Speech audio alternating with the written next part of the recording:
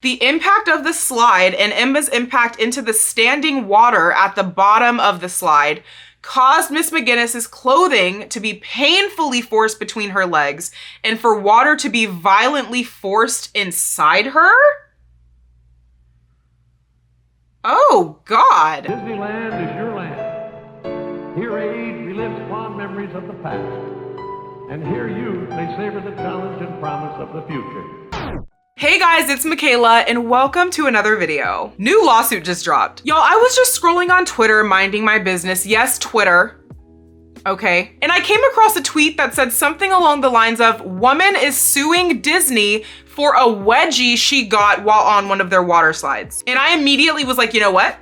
I don't know what in the heck this is about, but let's just pull out the camera and figure it out together. I believe this happened within the past few days of me filming this video, so depending on how quickly it goes up, maybe a week or so. So it's fresh, okay? Everything we're going to be reacting to in this video is unsubstantiated and alleged. They're allegations, people. Nothing has been proven at this point. But while it's new and fresh, we are going to pull up some articles that have been written in the past few days and live react to them together. I'm going to read you guys exactly what I'm reading and we're gonna spill the tea. By the way, if you guys are new to my channel, my name is Mikayla and I am a real life lawyer. And the type of law I practice includes handling cases such as this. So I am very excited to give my reaction because I already saw in one of the Twitter comments that somebody is comparing this to the McDonald's coffee lawsuit. And if you know anything about that lawsuit, it is the poster child for frivolous lawsuits. But when you really look into it and analyze things legally, it was not frivolous at all. And honestly, that might be an entire other separate video of frivolous lawsuits that are not frivolous, but let's stay focused on the Disney wedgie for this video. Before we get into it, be sure to give this video a thumbs up down below, subscribe to my channel if you have not already, and don't forget to hit that notification bell so you're notified of when I post new videos. And with that, let's hop into it. I'm so incredibly excited to uncover this story. Okay, so I have searched woman sues Disney wedgie and we're just going to see what pops up. And all articles that I am reading or referencing in this video will be linked in the description box in case any of you guys are interested in digging in yourselves. Okay, so the first article that pops up is from people.com and I am not attesting to the credibility of any of these. Again, I'm just reading. So the title of the article is Woman Suing Walt Disney World for $50,000 over injurious wedgie on Typhoon Lagoon water slide. And this was published yesterday, September 30th, 2023. Again, the day I'm filming this, it's October 1st. Happy October, by the way, it's spooky season. It says the woman visited the Disney themed water park in October 2019. Okay, so already we have a date of incident, which was October of 2019. And the first thing that came into my mind is the statute of limitations. The statute of limitations is the period of time in which you have to file a lawsuit after a claim or an injury has occurred. And if anybody's been following what's been going on in the personal injury world, which most of you watching this probably haven't, but in March of this year, 2023, a lot was going on and basically House Bill 837 happened. And that shortened the statute of limitations on negligence claims from 4 years, which it's been forever, to 2. However, the reading of the statute says that that only applies to incidents which occurred after the date the House bill went into effect, which was March of this year, like I mentioned. So October 2019 puts her statute of limitations in October of 2023. And that's probably why she's just now bringing a lawsuit. We also have the location of the incident. It was on Typhoon Lagoon water slide at Walt Disney World. According to the complaint obtained by People, which by the way, guys, if you guys didn't know, complaints are public record. They can be looked up by anyone as long as you know what jurisdiction the complaint was filed in. So if you guys want to read the complaint yourselves, you can. The lawsuit was filed on Wednesday. Okay, so what date was that? Looks like it was September 27th, I believe, in Orange County, Florida by Emma and Edward McGinnis. The couple is seeking $50,000 in damages after Emma, 33, allegedly suffered injuries during the couple's visit to the water park in October 2019. Okay, so already to me, $50,000 is not that much money. Like, don't get me wrong, and do not twist my words. $50,000 is a lot of money in the different contexts. But when we're talking about a lawsuit where you can ask for millions and millions and millions of dollars, $50,000 doesn't seem, you know, too out of pocket. And it says that the lawsuit is being brought by Emma and Edward McGinnis, which I'm assuming Edward is Emma's spouse and is bringing a claim for consortium. A consortium claim can be brought by a spouse of an injured party or the children of an injured party for things such as loss of support, loss of services, things like that. But again, that's just my assumption based on the article so far. Emma alleges that her injuries occurred on Humunga Kowabunga, a slide that is approximately 214 feet above a pool. Okay, so new location, Humunga Kowabunga. The impact of the slide and Emma's impact into the standing water at the bottom of the slide caused Miss McGinnis's clothing to be painfully forced between her legs and for water to be violently forced inside her? Oh God. Oh God. Okay. So if you guys have ever been on a water slide, I'm sure we've all felt the feeling of coming off of a water slide and into the pool of water where you kind of hit it pretty hard and everything just kind of flows around you very quickly. So apparently her clothing was forced between her legs, and again, water forced inside of her. I'm sure we can all imagine how incredibly uncomfortable and painful that must have been. So again, bell going off in my head, what was she wearing? I would like to think that if the Disney employees allowed Emma to go on the water slide, that she was dressed appropriately for a water slide, but you never know, so let's continue. Quote, she experienced immediate and severe pain internally, and as she stood up, blood began rushing from between her legs, end quote. How in the world? I'm just trying to understand the speed and the force at which the water would have had to enter her in order for this to happen. Like, I don't know. I haven't been on a water slide in a while, but that sounds absolutely terrible and nothing I would ever want to experience. She was transported to a local hospital by ambulance for medical care. Okay, that's good. If you're ever going to, you know what? I'm not even gonna say if you're ever going to file a lawsuit. If you are injured by someone else's negligence or potentially someone else's negligence, or even if you're injured at all, let me back it up to a broad level. If you guys are injured in a car accident, slip and fall, whatever, go to a doctor, like as quickly as possible. The quicker you go seek medical care, the easier it will be to connect your injuries to the incident in which you would be bringing a potential lawsuit for. So I'm glad that Emma went to the hospital immediately after this happened, both for legal purposes and her health. She was eventually transported to another hospital for the repair of her gynecologic injuries by a specialist, the complaint continues. Wow.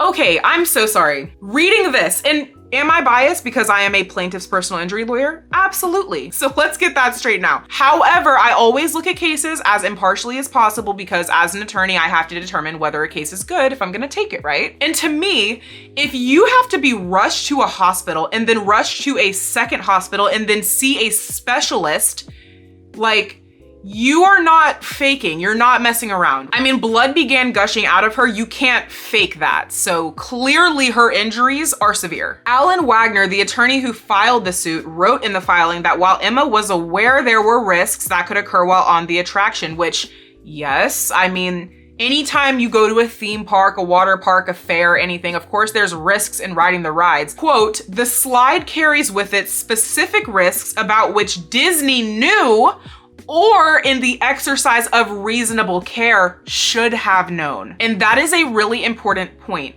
When you are claiming that a company, a person, an entity, whoever was negligent, you have multiple options. You can claim that they knew about something and just chose not to do anything about it. Or you can claim that had they exercised reasonable care, then they would have known about that something and would have or should have done something about it. Wagner added, quote, these risks are not disclosed by Disney to its guests and were not disclosed to Miss McGinnis, end quote. And there you have it, folks. Step one, Disney knew, or had they exercised reasonable care, they should have known about the risks. Step two, those risks were not disclosed to the guests. Negligence in a nutshell. Due to the risks that they are claiming are considered unreasonable expectations for consumers to anticipate, okay, Wagner and the McGinnis couple said, quote, the slide was unsafe and unreasonably dangerous to Miss McGinnis and other patrons because it failed to meet the expectations of a reasonable customer, including Miss McGinnis, end quote. So what that basically means is when, again, going going to a water park, a theme park, anything like that, you as a reasonable person should have common sense. You should know that you have a risk of getting injured if you maybe, for example, hit a part of the water slide you're not supposed to, or if you do not go down the water slide in the proper position, just for an example. But the attorney and the plaintiffs are claiming that the risks that the plaintiff was facing were unreasonable expectations, meaning she should not have thought that what happened to her could happen to her. It would have been unreasonable for her to assume the risk of something that she had no idea about. Again, it failed to meet the expectations of a reasonable customer. And the reasonable part is so incredibly important in cases like these because that is going to be the standard put in front of the jury. What would a reasonable person expect when going down this water slide? And there is a strong argument that a reasonable person would not expect what happened to Emma to happen to them. And that's really where this article kind of ends. Let me go to a couple more and see if there's any more details we can ascertain. Okay, this is HuffPost.com, and their article title is a lot more blatant and to the point. Woman sues Disney over, quote, painful wedgie and, quote, vaginal lacerations after riding water slide. Dang. Emma McGinnis was celebrating her 30th birthday. See, this one, it's in the details, people. Emma was celebrating her birthday at the most magical, wonderful, happiest place in the world, right? And this happens to her? Tragic. So this article says that the aquatic attraction has a 5-story drop into a pool. 5 stories? Okay, maybe I just haven't gone on a ton of water slides, but in my brain, when you slide out of the water slide into the pool, like if this is the slide, the pool is right here. Like it's not 5 stories. That's a little strange, but okay. Might be a point for their lawsuit if there was negligence in the manufacturing of the water slide and the pool and all of that, but I'm sure that'll come up later if so. She became airborne and she was slammed downward against the slide, according to the complaint. Wow. The complaint further stated that her bowel protruded through her abdominal wall in a hernia. I'm so sorry. There is nothing that seems frivolous about this lawsuit whatsoever. Her injuries are insane. Now, the important thing to note is lawsuits can be broken up into 2, maybe 3 once we get to trial, but for purposes of simplicity, 2 major sections: liability and damages. Damages are what we've mainly been talking about: the lacerations, the blood, the hernia, and forcing their way through abdominal walls. Damages are very clear. Like clearly she has suffered very, very serious injuries. I do not think that's gonna be disputed. Liability, on the other hand, is who's at fault for the damages. And again, we talked about what a reasonable person would expect, but what we haven't really gotten into is how in the world did this happen? If all these people have gone down the slide before Emma and have not had these injuries occur, what exactly was different about this particular incident that led to the injuries that she suffered? So that's really the information I'm looking for right now. The complaint accuses Disney of negligence, alleging that it, quote, does not warn women of their increased risk of injury, end quote. Okay, so that to me sounds like, very clearly, that women are of increased injury on this ride. Why? I would want to know more about that and why men are not, exposed to the exact same amount of risk. Quote, because of their particular anatomy, the risk of injury for a woman is far greater than it is for a man, end quote. Okay. I mean, I'm still a little confused on that. And again, thinking as a potential juror, why? The plaintiffs are probably going to have to hire an expert who can explain in grave detail why the risk was heightened for women and why Disney should have warned everyone about that. On its website, Disney World calls the Humunga Kowabunga, quote, the ride of your life, end quote, promising to give visitors a, quote, surprise ending, end quote. Yeah, I can already see that being the title of the opening statement in trial. Like members of the jury, Disney themselves stated that you'd get a surprise ending, but what they did not tell you was what exactly that surprise had in store for the plaintiff, Miss Emma McGinnis. I mean, the story's writing itself right now. Third article from foxbusiness.com. Okay, so this article says that the ride ends in a nearly 5-story plummet in the dark at nearly 40 miles per hour. Okay, so that's a new piece of information. 40 miles per hour is very quickly to be falling into a body of water. But again, I'm not an expert. What do I know about that? Maybe it's normal. Okay, the plaintiff said she was at the water park for her 30th birthday and that she was wearing a one-piece bathing suit when she embarked on her fateful trip. Okay, a one-piece bathing suit seems like a very normal piece of attire to be wearing to a water park, wouldn't you say? Emma alleged that Disney did not explain why safety protocols, such as crossing one's leg, were necessary and that women would be a greater risk for injuries due to their anatomy and their swimwear. Okay, I see. So men typically, not always, but typically at water parks are wearing some type of swim short. So that makes sense. The shorts can only go up your, how do I say this YouTube correctly? Bottom?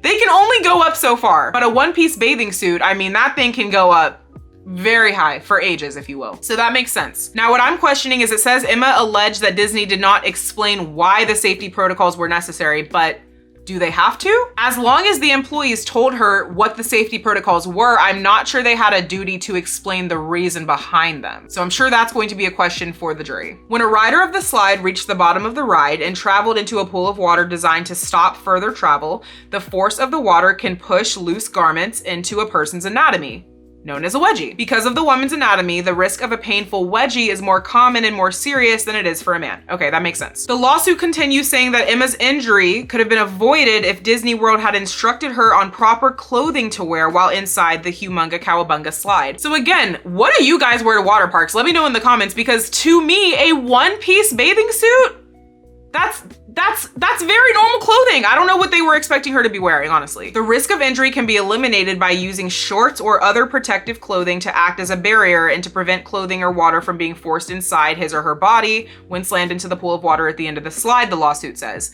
Disney does not instruct riders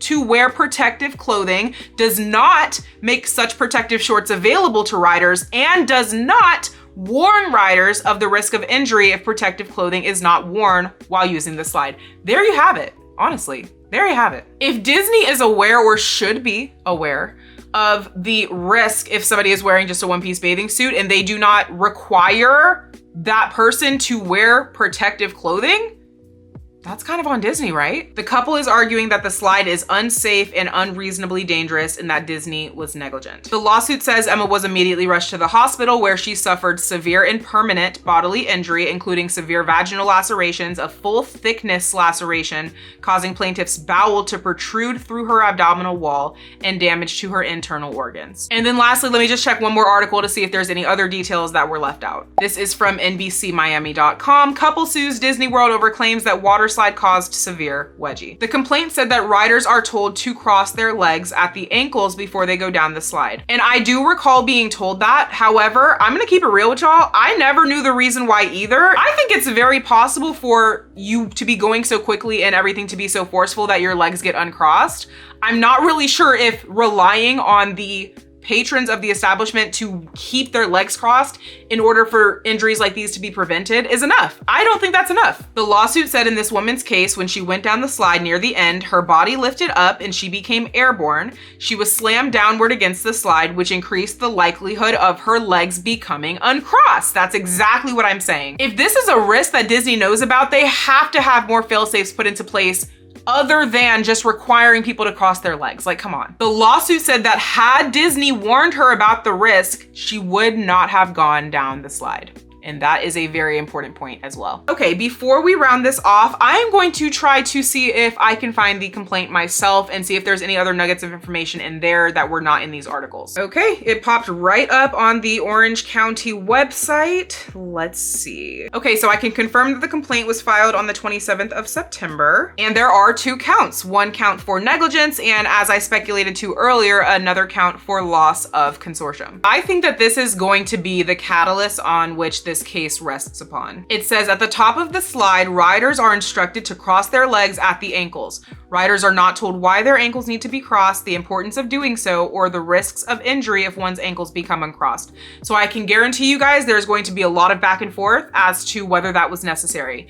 That is the plaintiff's claims. Disney is going to come back and say, we don't have to tell you why. we told you what to do, you didn't do it, this is what happens. That is going to be what this case comes down to. And it does say here that her legs were in the appropriate position. So again, y'all, I'm sorry to repeat myself, but as a juror, you telling somebody to cross their legs is clearly not enough. So just to clear some things up that the articles got a little bit confused, when you're filing a complaint, if in the complaint it has $50,000 listed, that's not the damages they're claiming. In order to bring this type of lawsuit in Florida, your damages have to be at least $50,000. So that makes a lot more sense, because in my opinion, I was like, based on her injuries, there's no way her damages are only $50,000. We probably will never know what her damages actually are or what it actually ends up resolving for, because typically that stuff is confidential. But based on my experience being in this field, yeah, especially being Disney, they're gonna go hard. I'm definitely seeing multi-millions of dollars being asked for in the future. But that's all just speculation, because this lawsuit is less than a week old and everything is still very new. But with the information we have now, I am very curious to see what you guys' thoughts are. So pretend like you're in a jury and leave me a comment down below letting me know,